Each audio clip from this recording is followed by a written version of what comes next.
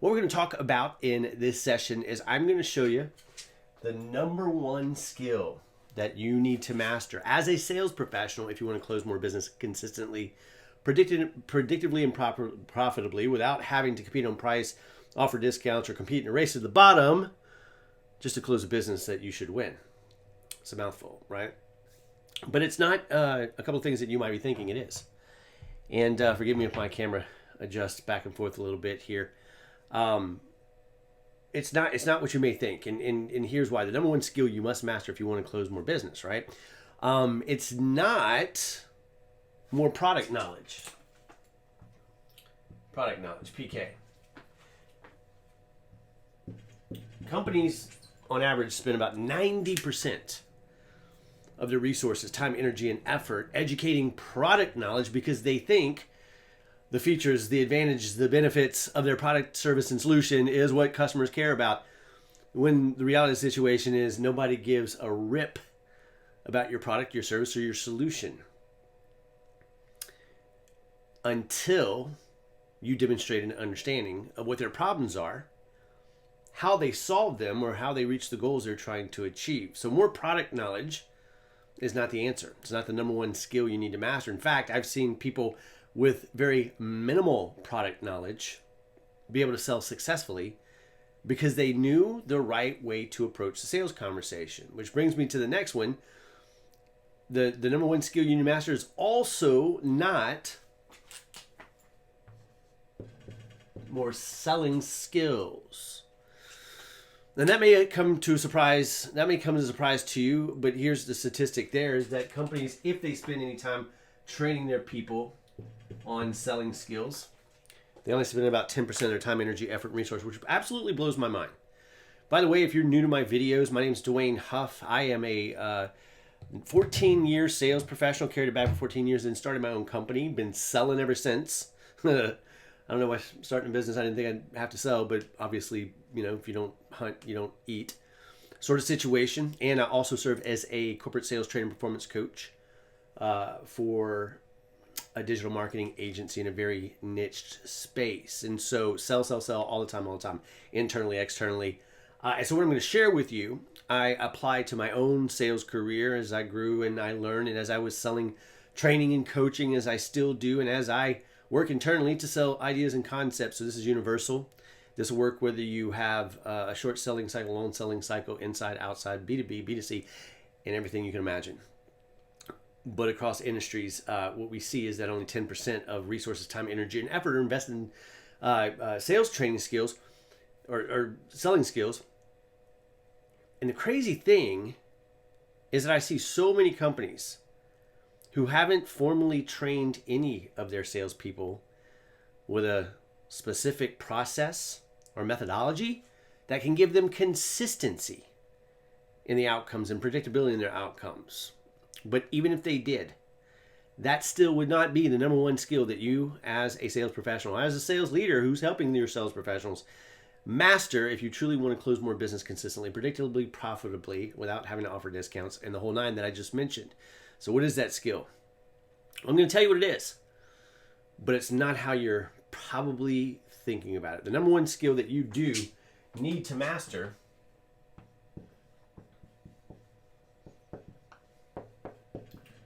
is influence. Again, not how you may think. So what do I mean when I say influence? I had a conversation, with a couple of different people, but the first one I had a conversation with was John Maxwell. I don't know if you're familiar with John Maxwell, number one leadership and personal development authority in the entire world, 5-6 years enrolled, according to Inc. magazine, a whole bunch of other publications. You can look it up if you want to. I'm not going to bore you with that right here. But I went away about 8 years ago to become a John Maxwell Teen certified speaker, trainer, and coach. It's a certification I got, but with an icon. And the beautiful thing is when we went through that training, I was part of a very small class that went through. It's a big organization, and I was a very small class. And so as a result of having less than 20 of us, we all got to line up and go through the line and have a conversation with John Maxwell up to 5 minutes. Didn't need a full 5 minutes, but I took the whole 5 minutes because there's something I followed him. I got a background in student leadership, 9-time student leader, 6-time drum major in the band, which fueled my fire for wanting to be a professional speaker, trainer, and coach. And so it goes all the way back to 15 years old. So I've been studying John Maxwell since I'm 15 years old. I get to meet, a legend. It was pretty cool. And I knew exactly what I wanted to ask him. I said, I love your saying that says leadership is influence, nothing more, nothing less. And that everything rises and falls on leadership. But I really want to, I understand influence at a general level, but I need to understand, because I still work with leaders, but I also work with sales professionals. And what context, what application and context does that have? And he said, Dwayne, leadership is influence, nothing more, nothing less. And sales, in its purest form, is leadership, because we are ultimately trying to lead our prospective buyers to make the right decision that's in their best interest. And if it happens to be in our best interest as well, that's a win-win outcome, and we can facilitate that if we know the appropriate skills of influence. But anyway, I digress.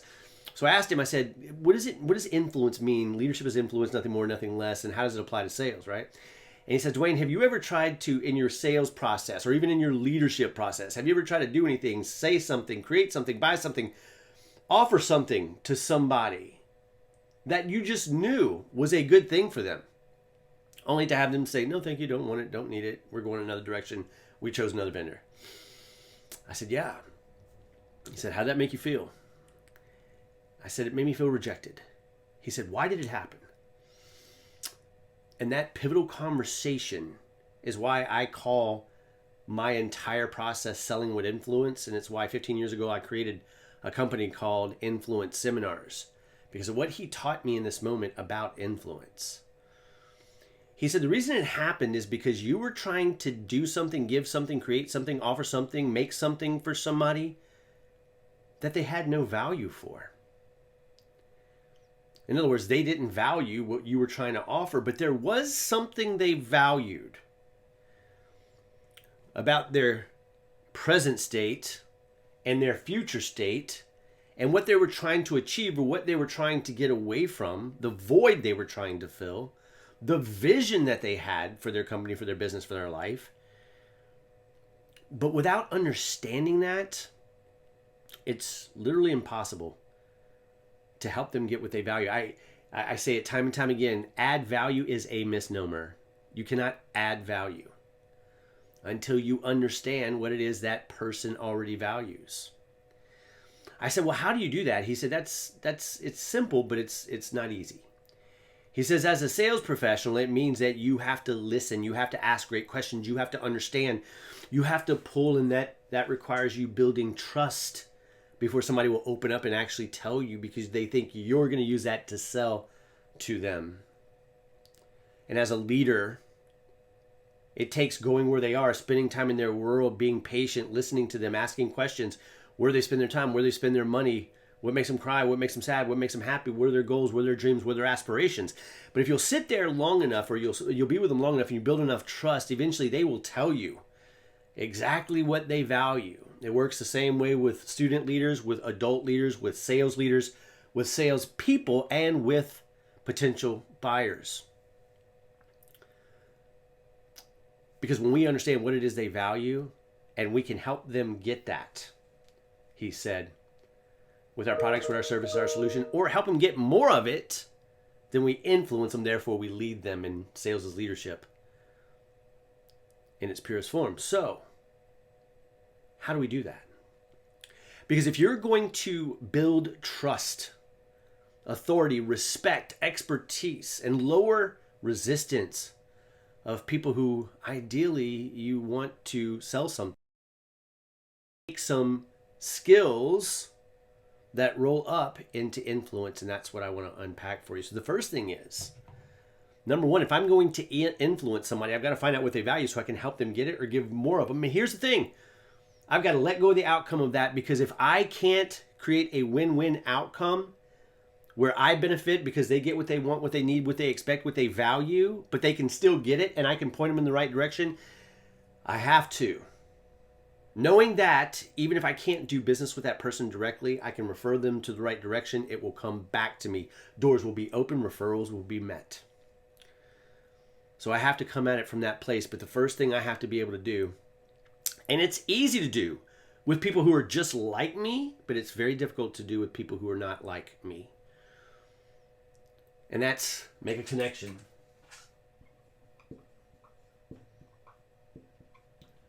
And the quickest and easiest way to learn how to do that is to understand the principles of behavioral styles, the different behavioral styles that are there. And I don't have time to dig into this right now. I will tell you, though, I do mini workshops on this. So if you'd like an invitation to a free mini workshop that I do in the future, just either drop a comment or send me a direct message and let me know, and I'll send you an invitation. Or I'm about to start a brand new 5-week live virtual training where I'm going to dig into all of these, pull them apart, show you what they are, and show them how to apply them to your selling situation so you can sell more of your product, services, and solution a whole lot easier, making your life a whole lot less stressful, making the sales process enjoyable and fun, and making that interaction just so much more pleasant for yourself and for your prospective buyer. But it all starts with a connection. How do I connect with people that are not wired like me? How am I wired? How are they wired? And how can I make those simple, quick connections because of the principles I understand? So the first thing that goes into influence is being able to connect. The second thing is how I communicate. Now, let me give you this. Because when I say communicate, like, okay, the way communication. Yeah, well, why is communication one of the two biggest challenges every single organization on the face of this planet faces at some level? Because communication's not easy. Talking is easy. Listening is hard. Communicating, in many cases, is almost impossible if you don't understand some core principles that make it work. One of them being the Johari window. Look that up, Johari. The Johari window is a model and a demonstration of why communication can become so difficult. But if you understand how to navigate it properly, you understand how to take control of opening the window of communication so that the dialogue flows. The trust is built, the walls are lowered.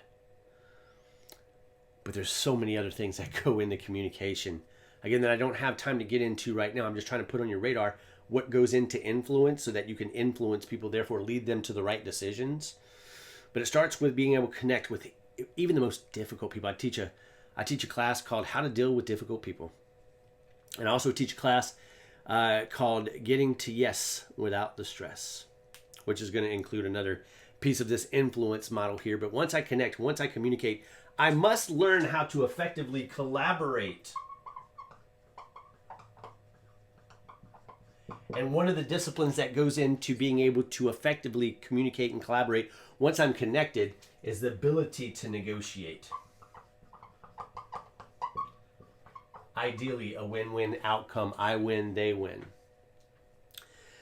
But the foundation, and I'll give you this one little piece right here. If you can let go of the outcome, and if you can work harder to fight for your prospective buyer's win than you fight for your own, the walls come down, the trust goes up. They see that you're in it to win it. That collaboration becomes very easy because you activate something known as common enemy.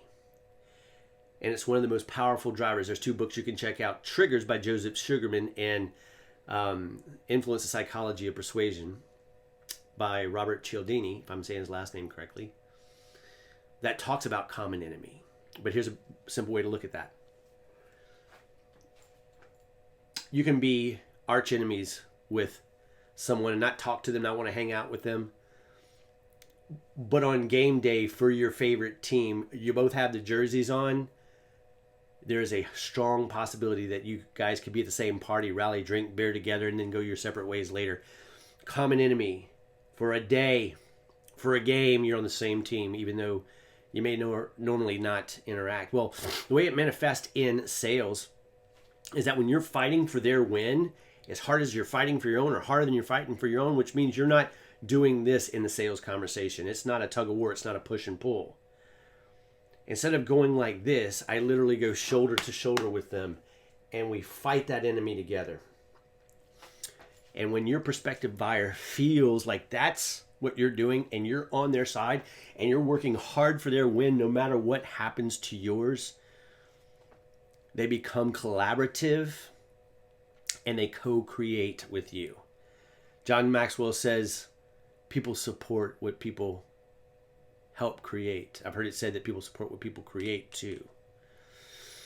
And so when you get them in that collaborative, creative process and you're fighting for the same win, ideally you helping them get more of what they want or giving them more of what they want, fighting for their win is ultimately going to pay off. Zig Ziglar said this years ago. He said, you can have anything in life you want as long as you're willing to help enough other people get whatever they want. And I didn't understand that concept, but this is exactly what it is. Find out what they want, help them get it, or help them get more of it, and as a result, many times your product, your service, or solution, especially being in sales, is going to fit that bill. You know their problems. You know how to solve those problems. That's what business is all about, finding and solving problems. And if you do that in a way that lowers walls, builds trust, lets go of the outcome, and fights for their win. Sorry, I don't mean to keep pointing at you with my marker. Just get excited about this stuff. Hopefully you are too. You're creating a win-win outcome. And when you do, you are demonstrating by example your leadership.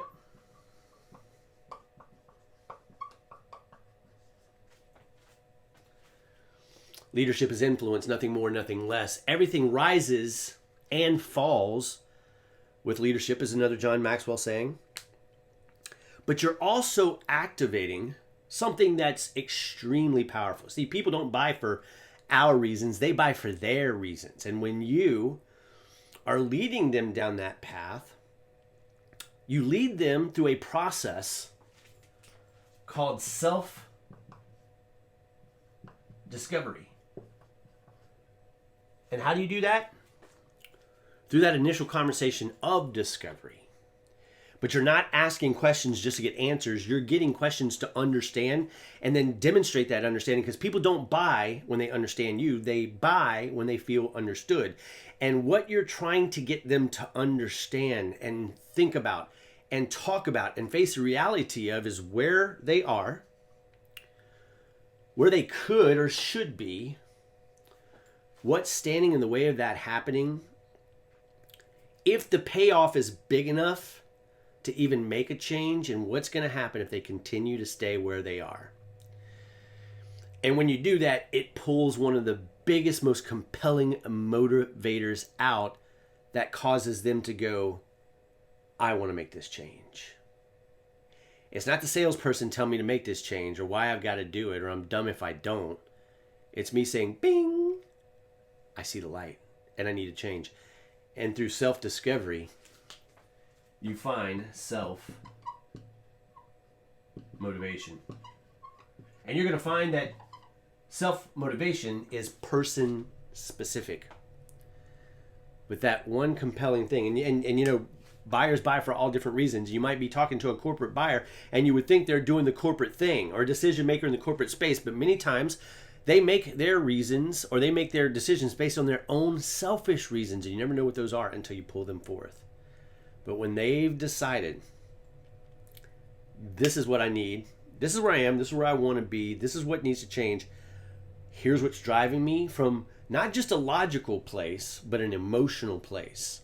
Frustration, anger, vision, that might not be an emotion, excitement, joy, competitiveness, right? Whatever that emotion is, if they can lock into that as well as the logical thing that your product, service, or solution can help them to do, that's like the perfect storm. And when you've made the rounds with all of this and covered it properly, you find that your influence has increased. Sometimes with a complete stranger who you're just meeting. But all of these things have to be in place. Again, I don't have the time to go through all of these right now. I invite you to join me for a mini workshop. Or if you're on the fast track and you're ready to do it right now, somewhere on the page will be a link. I've got all the details of the upcoming 5-week live virtual class that I'll be doing. Take a look at it. See if it's for you. And if it is, join me. But here's what I'll tell you. You come through that process with me for 5 weeks. There's a money-back guarantee. I take all the risk away. You come with me through that 5-week journey from week 1. just from this first session we're going to talk about, you will go out immediately and make your sales conversations better, because I'm going to help you really think about how you're approaching your sales process. And many times, just the mindset and the mind shift. Because see, here's the thing. We've been taught for years and years and years. We all have sales PTSD because we've been beaten by corporate America to perform at certain levels, always be closing, push, push, push, convince, convince, convince, persuade, persuade, pitch, demo, and then we end up chasing, being ghosted, and frustrating because we can't consistently meet the objectives. Join me for that class. We'll change that whole thing. So I hope this has served. Stay tuned. Drop in the comments if you have any questions, or reach out to me directly. Run over to sellingwithinfluence.com if you're a sales leader and you need help with your sales professionals. But remember, you can write your own ticket in sales. This is the greatest profession in the world. You just got to be willing to increase your influence. Serve the people that you're meant to serve. Realize you're not meant to sell to everybody. But man, when you help them fight for their win and get what they want, or give them more of what they want, you lead them to the best possible outcome.